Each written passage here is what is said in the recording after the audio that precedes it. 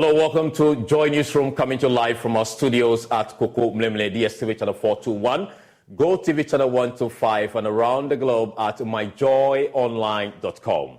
My name is Carlos Caloni. Coming up, Food and Drugs Authority suspends operations of 4 sachet water producing companies in South Tong District after the authority identified contamination by microorganisms. And 20-year-old SHS graduate filling the gap for displaced school children in Mefe, one of the flooded communities in the North Tong District. We tell you about her identity as she offers free lessons to some of the children at one of the safe havens. Meanwhile, education think tank EduWatch Africa is calling on government to provide virtual learning interventions for school children affected by the floods so they are not left behind their academics.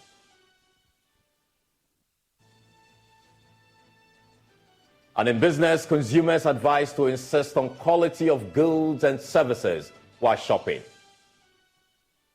We have details plus the latest in world news. Stay tuned.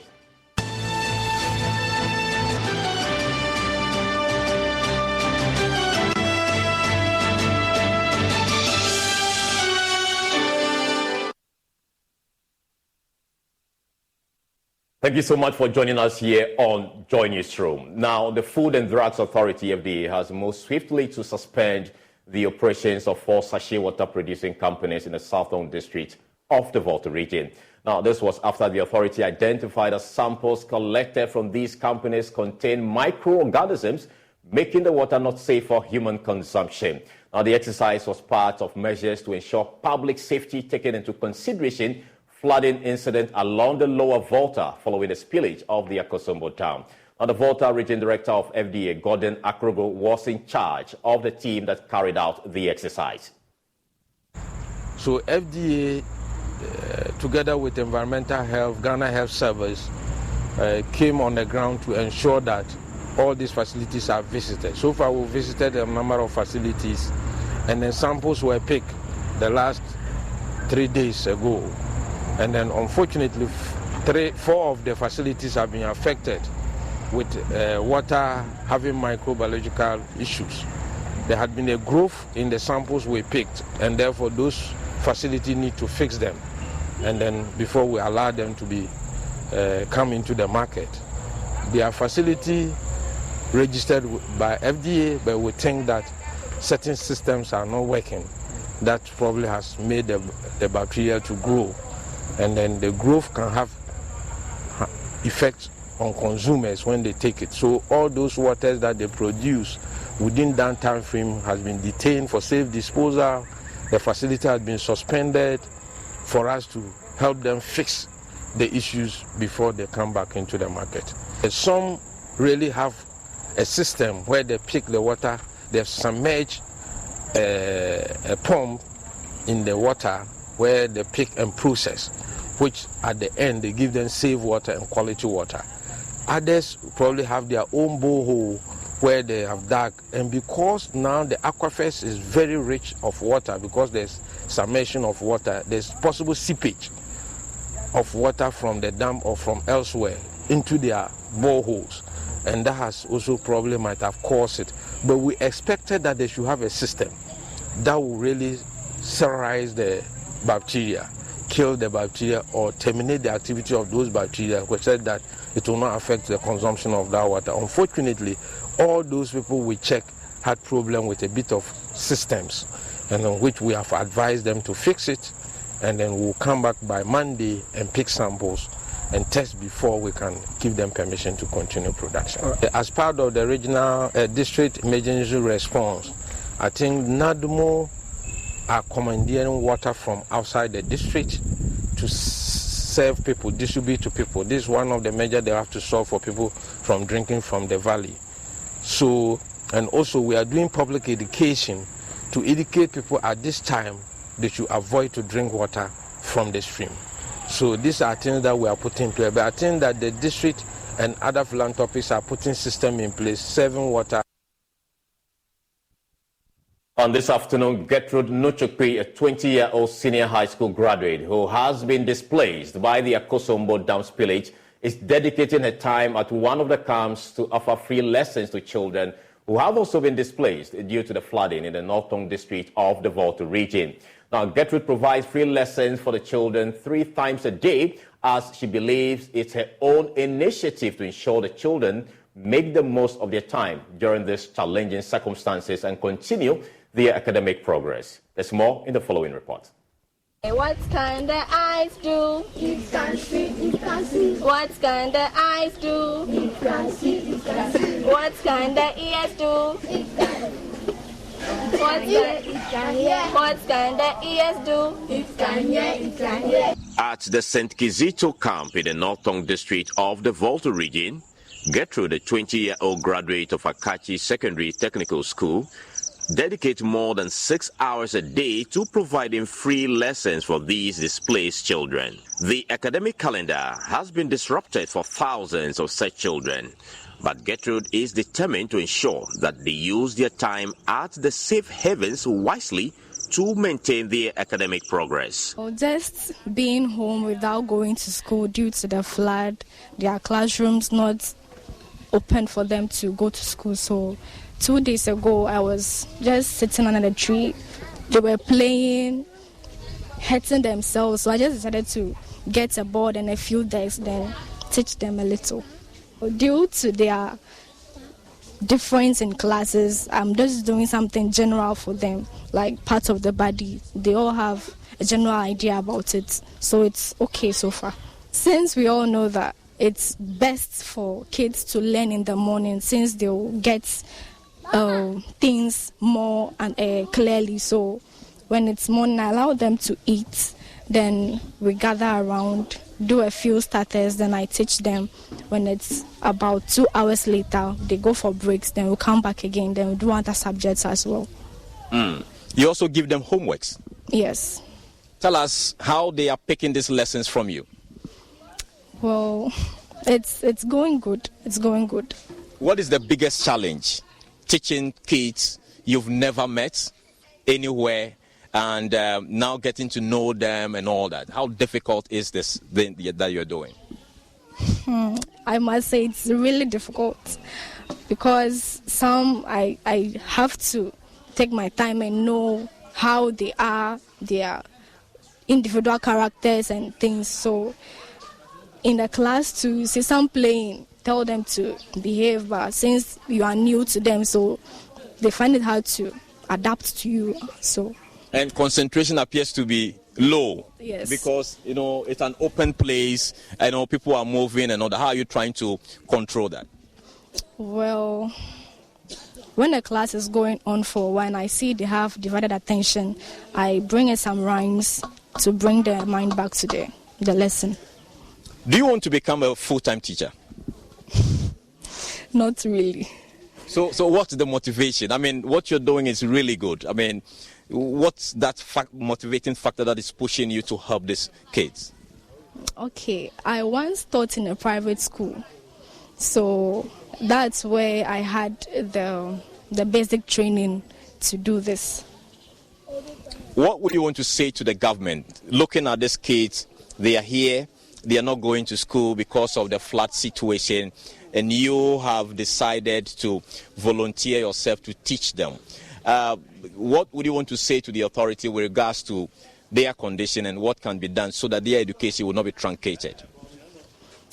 Well, I appeal to the government to make it possible, if it will, for the water to reduce so that they can have access to their classrooms. And, teaching without writing is difficult. So if they can get us some books, some exercise books and a few textbooks, it will be okay. And then we don't have lights over here. So during night time, it's very difficult to see things, some thieves roaming around. So it's difficult for the kids. So I just hope and pray that the government will come to our aid. Her selflessness has caught the attention of Samuel Okujeto Ablakwa, the Member of Parliament for the North Tongue constituency, who described her action as highly inspiring.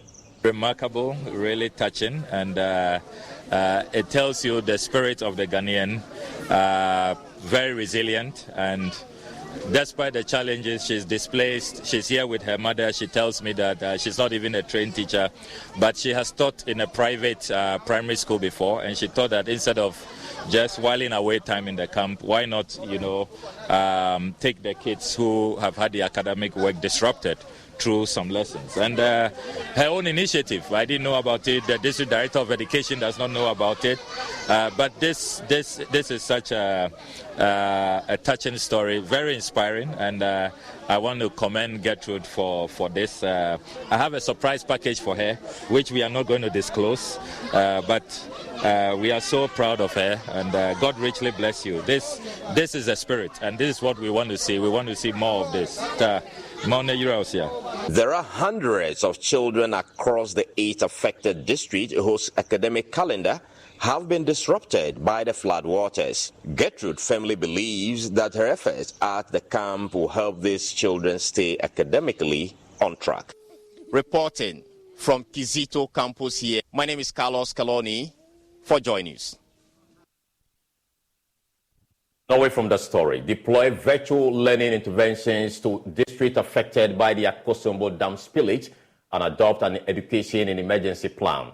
That is the call by the African Education Watch to the government. In a statement issued today, the education think tank is calling on the Ministry of Education to support the Ghana Education Service and the Center for National Distance Learning and Open Schooling, CENDLOS, to deploy pre-recorded learning content used during the COVID-19 school closure on media networks and energy-efficient mobile learning devices in the affected areas.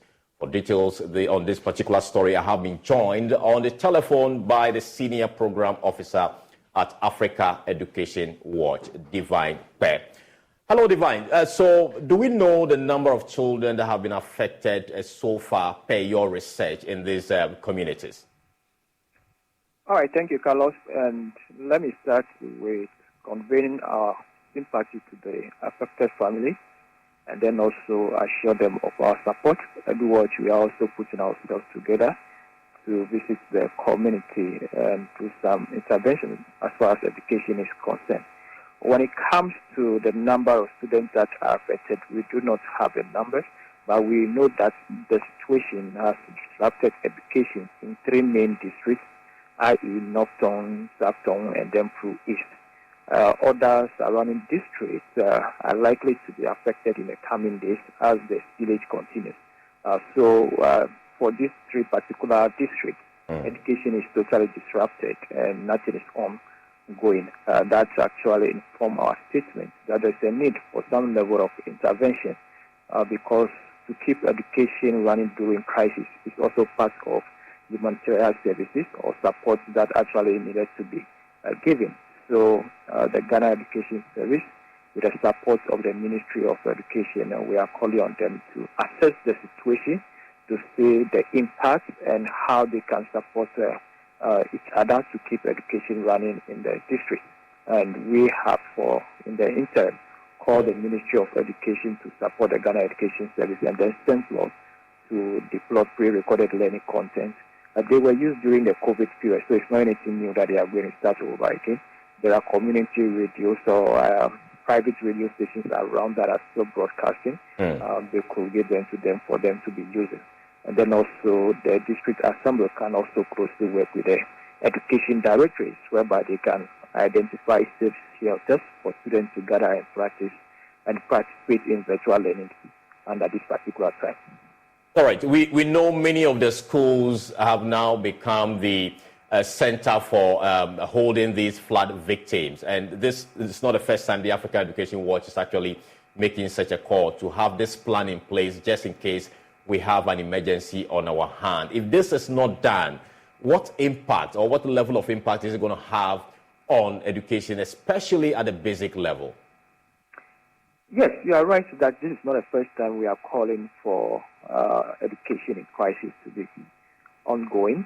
During the COVID crisis, we made a similar call, and then also asked the Ministry of Education to adopt and operationalize education in emergency plan. We actually need that. A lot of countries have that plan in place, such that when there is a crisis in any of their jurisdiction, they can trigger that particular plan so that education will not be unduly affected.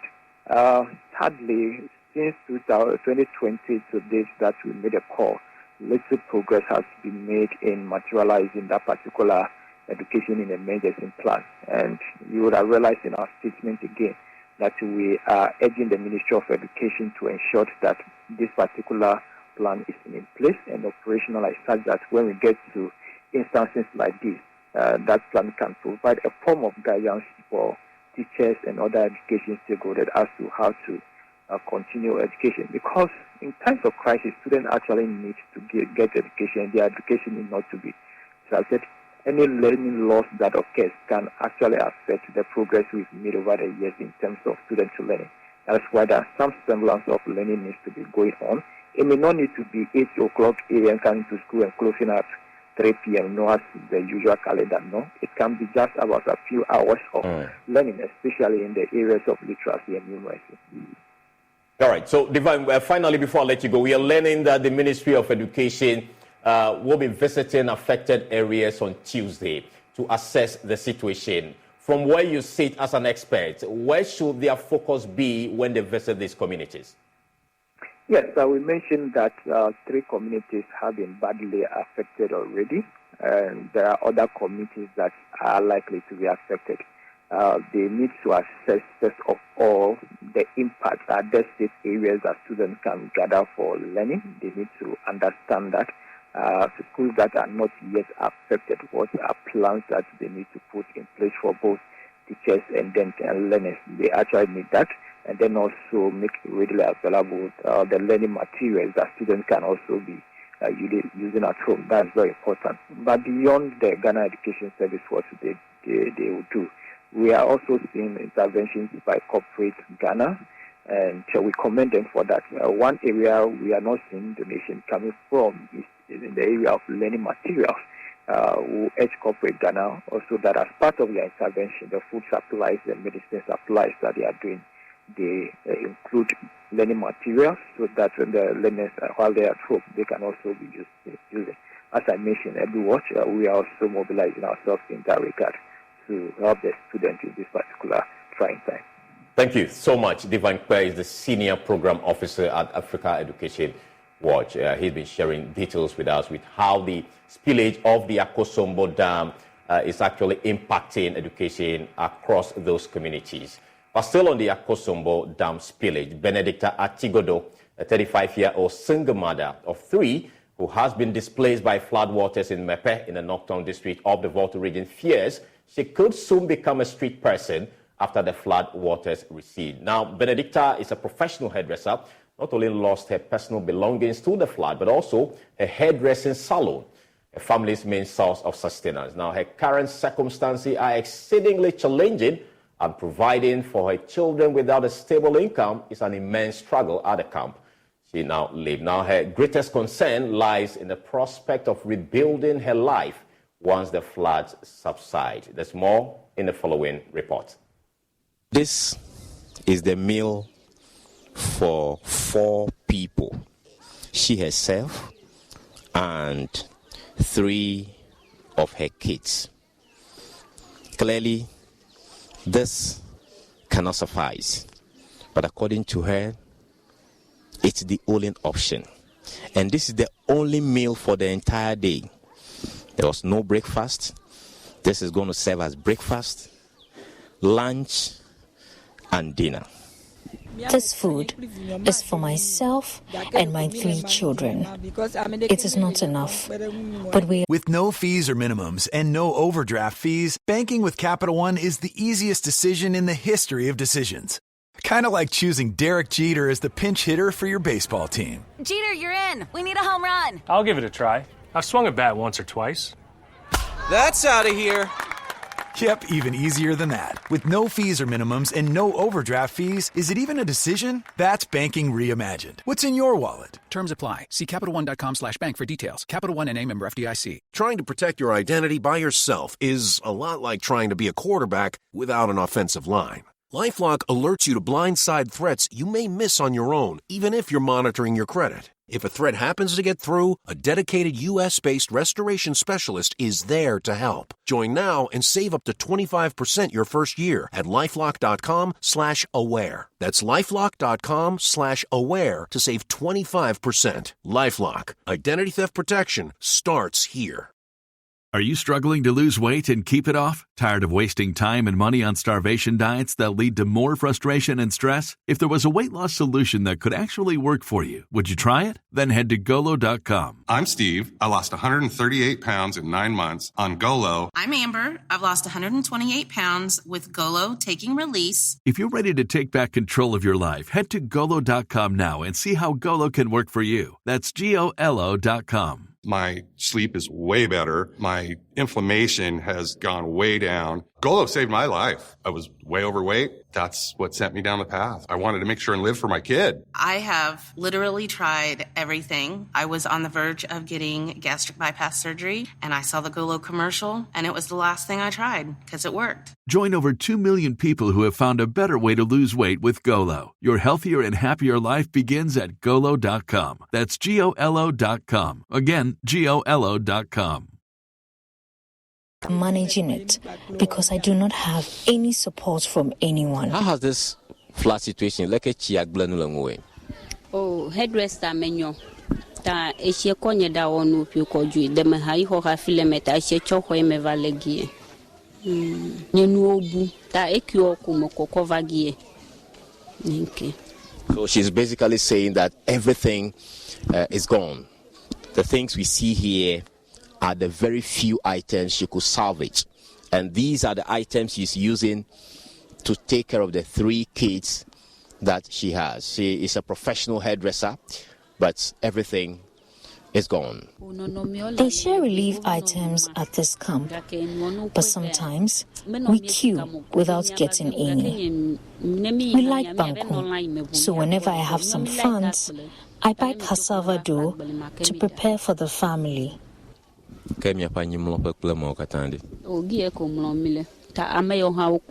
This is where we sleep. These people helped us with some mats, and that's what we sleep on now. I keep asking myself, how do I raise money to buy all hairdressing equipment to bounce back? Where I am now, if I fall sick, money to go to the hospital is an issue because we are extremely poor. I come from a poor home.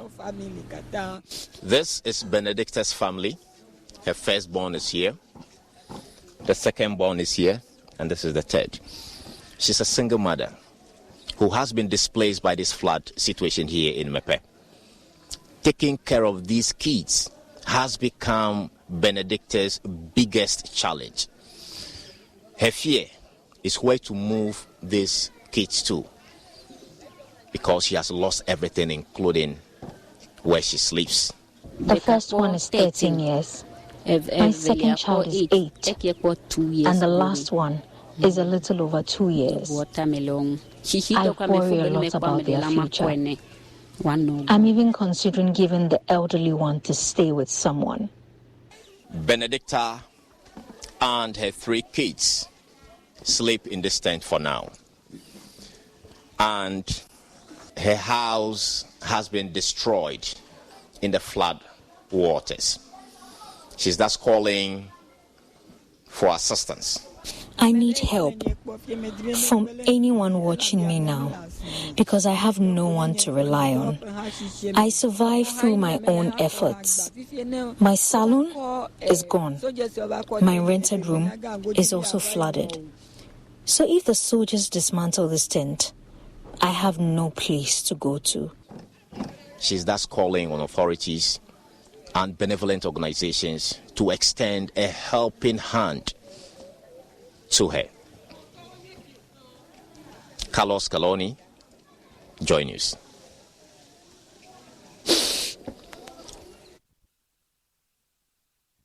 away from the Akosombo Dam spillage, Chancellor of the University of Cape Coast, Dr. Sir Sam Jonas, says it's a tragedy that virtues such as integrity, honesty, prioritizing national interests above self, among others, which are needed in overdose in Ghana's present circumstances, are missing in the curriculum of African students at all levels. Now, speaking at the 13th Kwame Nkrumah Memorial Lecture at the University of Cape Coast, he said there are important lessons from Kwame Nkrumah's life that are desperately needed to undo the deep damage in the management of African resources. Brilliant, inspiring, sobering, important lessons in leadership, priority of national interest above self, honesty, integrity, trust, lessons in how religiosity has affected development. These are all important lessons which clearly are needed in overdose in our present circumstances in Ghana and, of course, on the continent. It is, listening to the professor, it's a tragedy that these important lessons are not part of the everyday curriculum of African students at all levels. It was quite shocking to hear that indeed Nkrumah's books, which, as you recall, were burnt at the University of Ghana when Nkrumah was overthrown, an event which was done under the supervision of the American ambassador at the time, who happened to be African American, that these books are not actually even available in our campuses, let alone taught as courses. It is a tragedy. It is never too late. I hope and pray that anybody in influential position who has heard this fantastic lecture would hear what would also be said tomorrow. Know that Sankofa, there's nothing wrong with that. We've made mistakes.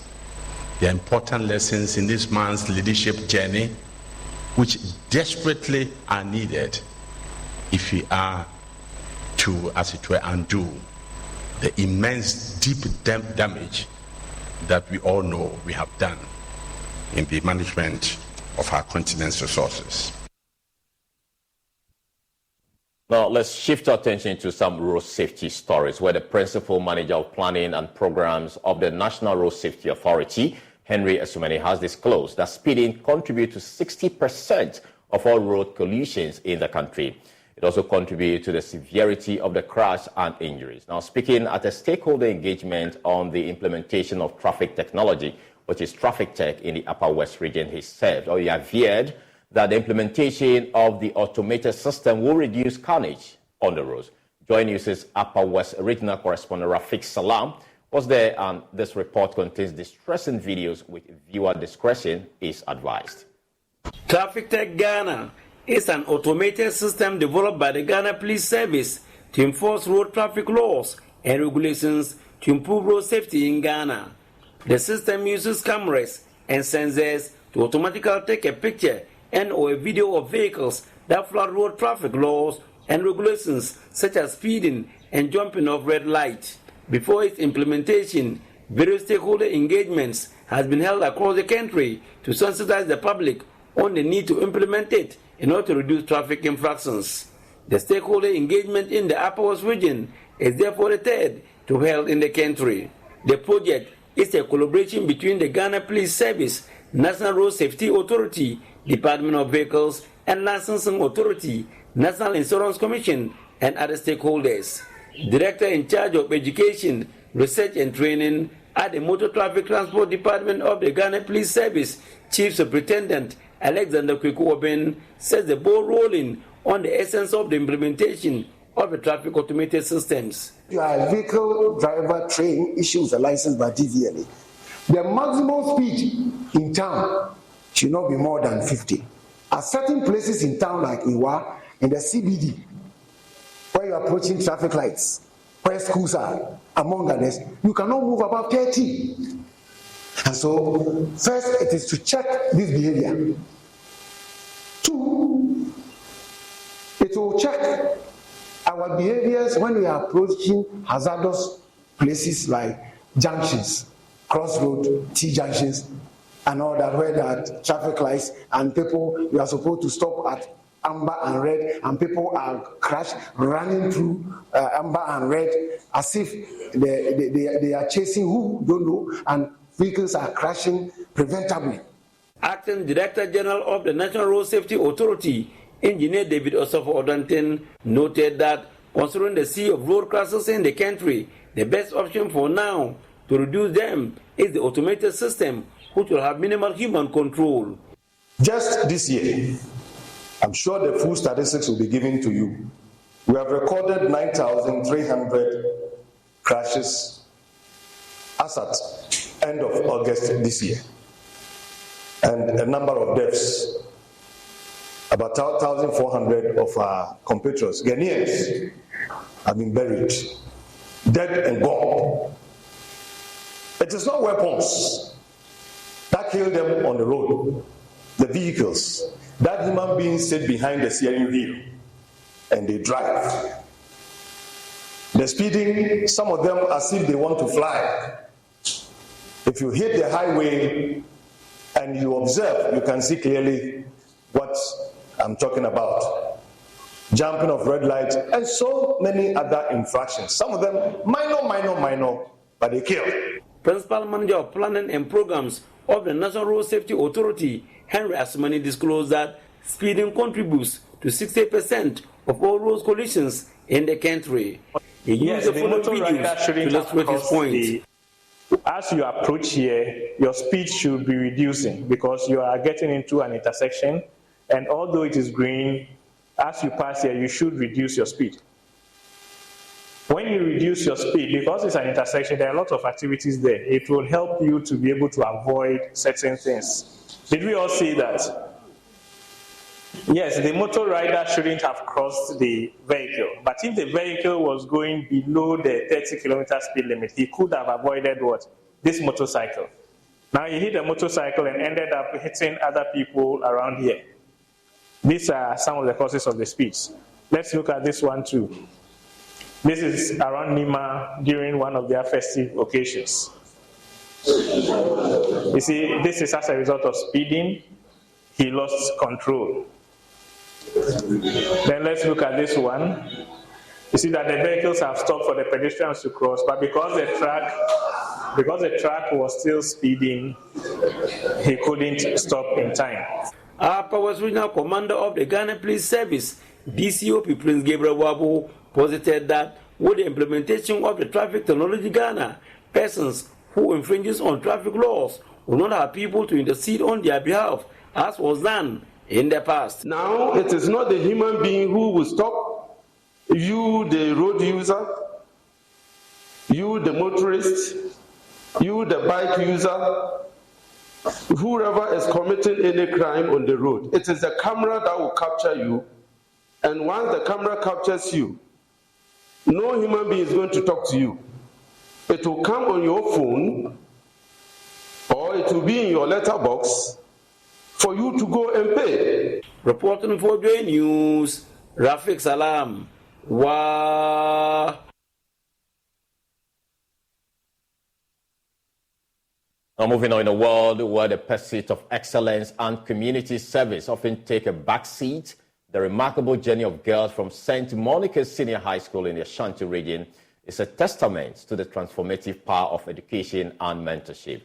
The journey began with the I Made It program, a comprehensive initiative designed by Smile for Child Ghana to nurture the holistic development of these young girls. Now, among its core components, character building sessions were held weekly, instilling values such as reliability, resilience, resourcefulness, and responsibility, fostering a culture of excellence in behavior.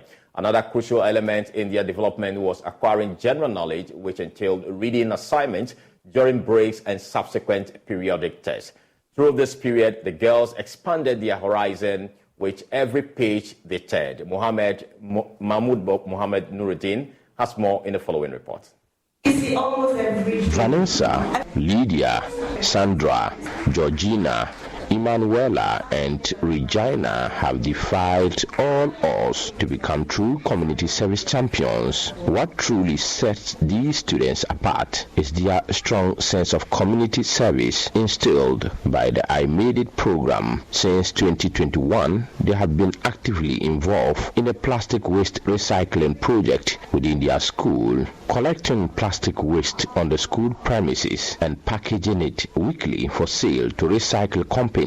These young champions have not only contributed to environmental conservation but also learned valuable lessons in responsibility and teamwork. Sandra, 17, reflects on how the program helped them undertake community service. She emphasizes that the program not only honed their community skills but also helped them discover and develop their unique talents. Through this program, we got to know the community skills. Yes, we developed a lot of talent from it. It has helped me so much. We also gained some lessons through our facilitators.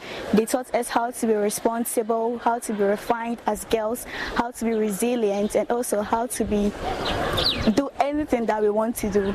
They have nurtured us, they have encouraged us. So as we are living here, we are also going out there to help the others. For Sandra, the program transformed her from a shy individual to someone who can confidently interact with others, understand their challenges, and provide assistance. Trying to protect your identity by yourself is a lot like trying to be a quarterback without an offensive line. LifeLock alerts you to blindside threats you may miss on your own, even if you're monitoring your credit. If a threat happens to get through, a dedicated U.S.-based restoration specialist is there to help. Join now and save up to 25% your first year at LifeLock.com/aware. That's LifeLock.com/aware to save 25%. LifeLock. Identity theft protection starts here. 1 in 4 car batteries is weak and needs to be replaced. Let our professional parts people test your battery for free at O'Reilly Auto Parts. O'Reilly Auto Parts. Through Smile for Child Ghana, I've been able to know how to speak to people. I remember when I came here as a first-year student, I wasn't mingling with people. They were Z-type, always in my class. Even speaking to my mistresses, it was difficult for me. But through the training that I gained from Smile for Child Ghana, I've been able to come out, speak to people, and also learned how to help others. Since I was a reserve type, I wasn't giving much attention to people. But now I'm the outing type. I speak to people, I help them, I ask of their well-being.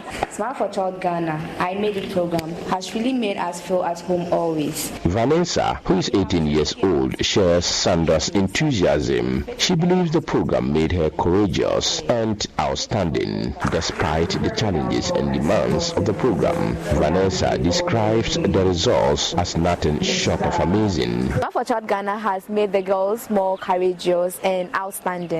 A few of them were they didn't communicate with the outside world, but right now everyone is smiling. They are all happy and they are able to appreciate what they've done for them. And to me personally, Smile for Child Ghana has helped me a lot.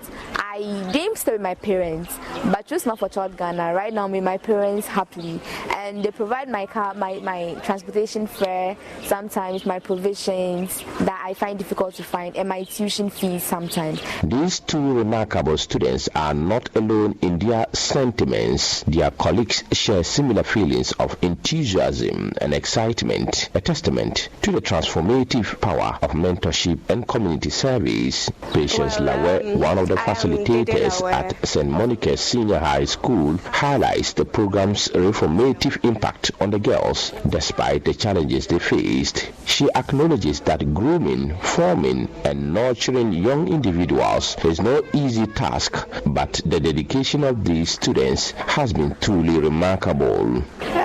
This program has been very educative, and in fact it has been very good. It has helped nurture, form and train these young girls.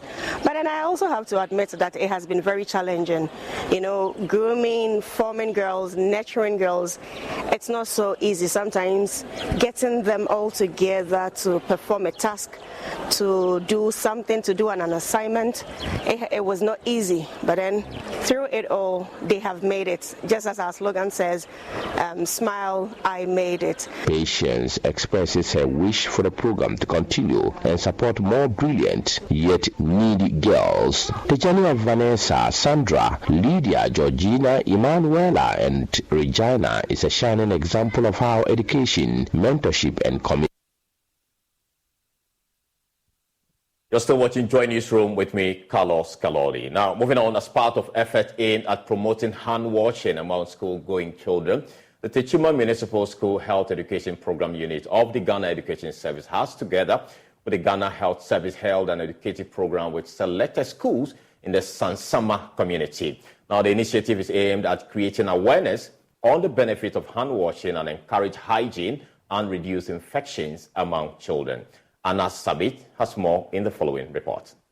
The outbreak of the COVID-19 pandemic necessitated unprecedented, significant and sustained infection prevention and control measures to reduce the risk of exposure and prevent transmission. Aggressive hand washing with soap and running water was among the various prevention protocols adopted to mitigate the spread of the pandemic. This hand-washing protocol, health experts say, reduces the transmission of microorganisms, increases patient safety, and decreases healthcare-associated infections. Sadly, however, rigorous hand-washing as seen in the era of the COVID-19 pandemic is slowly fading away, a situation that exposes many to several health risks. Techuma Municipal School Health Education Program Coordinator Mary Wuntuma, who, as part of the Global Hand Washing Day, instituting measures capable of sensitizing school children within the Sansama community on the need to adopt hand washing with soap and running water as a way of life. After COVID, it looks as if we have reduced the hand washing. And you agree with me, when COVID came, a lot of diseases, especially diarrhea in Ghana, cholera, you never heard of it. And it was just because of proper hand washing. That is why we decided to come to Sansama, so that we'll educate these children how to wash their hands properly. And as they go back and their parents who come from the farm, they will also then give them the information of how to wash their hands properly and all the time. She was quick to, however, admonish corporate institutions to reintroduce Veronica Buckets at their premises and make hand washing part of their respective protocols. So I think that in our banks and other institutions, we should be able to bring back Veronica Buckets. So our institutions should keep on encouraging people to wash their hands by providing soap, water, and then tissue for all customers who come around to wash their hands, so we all live healthy. Chief of the area, Nana Afna Yebua, who acted as the chairman of the occasion, promised to serve as an ambassador for hand washing and is hopeful that the act, if adopted, will help minimize infections across the area. We are going to campaign. In fact, from here, we are going to the parish to campaign to the people, to the communities. Young festival, a pro festival, whatever it is, we are now going to inculcate it into our system so that wherever we meet, people will know the essence of washing hands or cleaning hands. So when that is done, definitely we are going to reduce disease and germs in our society. So we are going to do that. We will make sure that that is done in our various parishes and homes so that people will adopt that. Assemblyman for Sansama electoral area, Nuhu Abdurazak, also emphasized that the move fits into his sanitation project and noted that enough education will be carried out to help sensitize the populace. Being a stakeholder of this community, I'm going to take it right away from you. Already I started doing something, and this one too has also come to join. That means it is going to be a process, not an event. And that is to say that right from here, any occasion where I will have the chance, I will be educating the people the continuous way of washing hands before eating. And that is why, if you want to speak to God, you speak to the children. We've just started with the children. This year's Global Hand Washing Day was marked under the theme, Clean Hands Are Within Reach. Anna Sabit, Joy News, Teachman. We take a break, we return with business. Stay with us.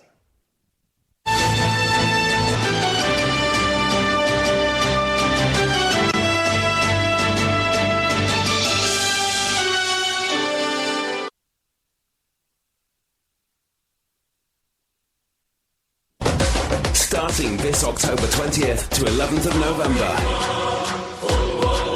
the African Football League.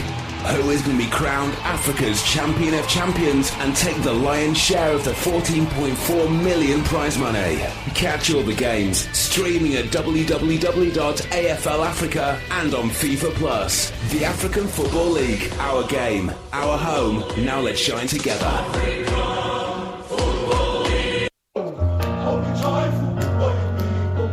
joyful and clap your hands, so be joyful, oh you people. Oh be joyful and clap your hands, so be joyful, oh you people. Oh be joyful and clap your hands, so be joyful, oh you people. Oh be joyful and clap your hands, so be joyful, oh you people. Oh be joyful and clap your hands, so be joyful, oh you people. Oh be joyful and clap your hands, so be joyful, oh you people. Oh be joyful and clap your hands, so be joyful.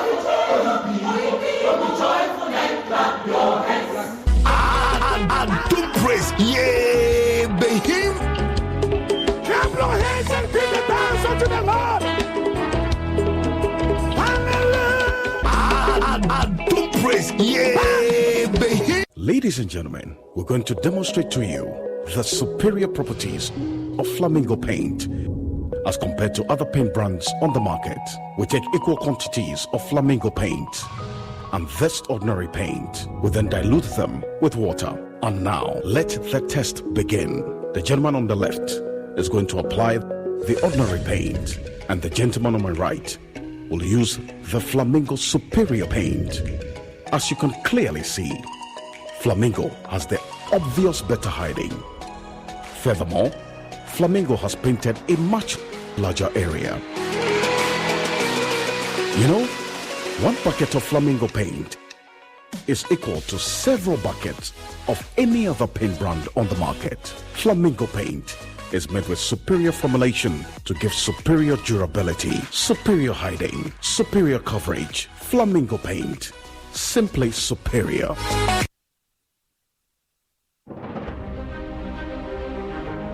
Hello, good morning. Welcome to Joy News Desk. My name is Aisha Ibrahim. Let me tell you, this is not a small job at all. What can you report from the Fana community? We are still sounding the alarm for people who are hiding to know that help has come. The board is supposed to be meeting this morning to deliberate on this nominee. Yes, this problem has been recurring over time. The people have invested the fruits of their excellence, and you want to throw it away because you think you can. No, it's not lawful for him to do it, period. What's the basis that these financial assurances will be giving latest today? If you follow what had transpired over the week, we got the information when the president addressed the May Day celebration, indicating that China is going to come on board.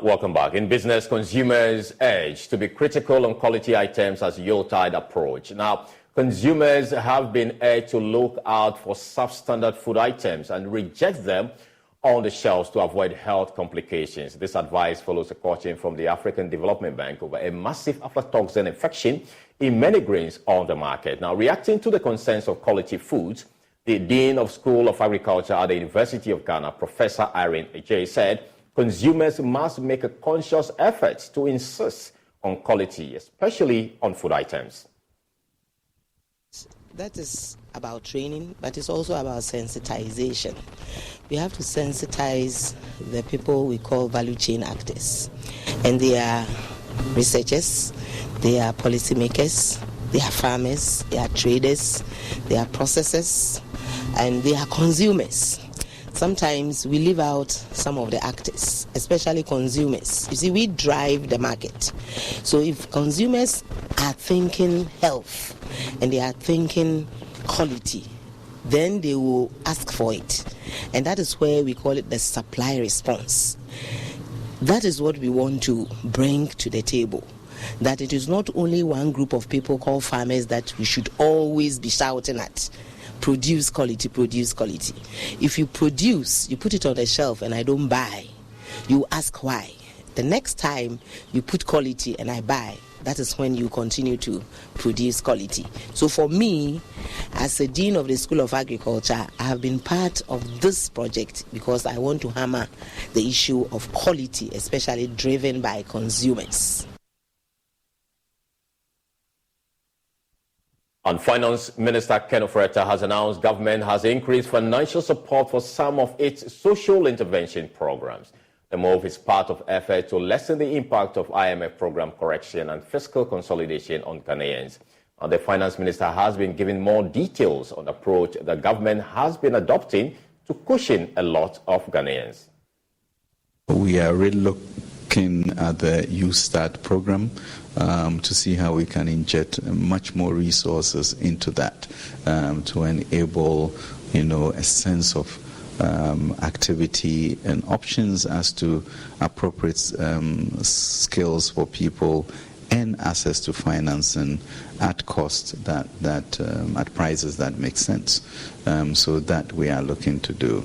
We've been able to maintain petrol prices within a certain ambit and pray that, with the war in Israel and all of that, that does not get destabilized. So it's a constant thought as to how for it to trickle down to Kojo the plumber. And I think it will take a bit of time, but we are moving in the right direction. We should have hope that we've done it before and we can and will do it again. But any projections that you've given to us, though, because if you gauge the pulse of the market, people is like things are difficult and all the rest. Are there any projections, not dates, but listen, even when the policy rate goes down, there's a lag period. If these things should continue stabilizing, it's trending down. Listen, in the next 6 months or 8 months, listen, that effect will be felt because the concern is that things are still hard. Yeah, acknowledge and very difficult. But we are going to come up with a growth plan with the budget, which will be read sometime in the middle of November, which will give indications and hope that we will be able to ensure that all of us are inclusively taken care of in the future. Even when you look at what we are doing with the fund, you can see that with the LEAP program, we have indexed it to make sure that we protect, against inflation, and we are also increasing the number of people that may be eligible to it to make sure that no one is really sort of left behind. Schools feeding rates are being increased, and affirmative action is something that we are also going to be really focused on. So within embedded in the program itself is really a good faith effort to make sure that we have a landing zone that is good for all. But in the end, what do you do with the 23 to the 35? What do you do to the entrepreneur? What do you do to the SMEs? And that's where we'll be finding various packages for them. Still in business, mining firm Perseus Mining Ghana Limited says it is committed to building a legacy that creates enduring social values for the communities it operates in through sustainable mining practices and development. Now, according to the company, after 11 years of operation, it is ready to expand its frontiers and infrastructure to create the necessary opportunities for both the company and the communities. There's more in the following report. The mining company says its approach aligns with its overarching vision to prioritize the well-being of local communities, promote socio-economic development, and uphold environmental sustainability. General Manager of Perseus Mining Ghana Limited, Daniel Ejamensa, says by emphasizing the creation of long-term social values, Perseus Mining Ghana Limited seeks to build a mutually beneficial relationship with the communities, fostering a positive and sustainable impact on the local populace. As far back as 2012, PMGL received approval from the Minerals Commission for the designation of 3 new mining areas, namely Fetish Mining Area, Esweja North Mining Area, and Esweja South Mining Area, all covering a total of 1,040 hectares of its Ayamfre mining lease area. As a mine, we are committed to building a legacy that creates enduring social values for our communities, coming out of our commitment to sustainable mining practices and development. After being in active operations over the past 11 years, it has now become necessary to develop an additional pit and its associated infrastructure to sustain the operation and extend the life of mine. In pursuit of this objective, PMGL, in accordance with the Minerals and Mining Act 2006 Act 703, applied to the Minerals Commission of Ghana.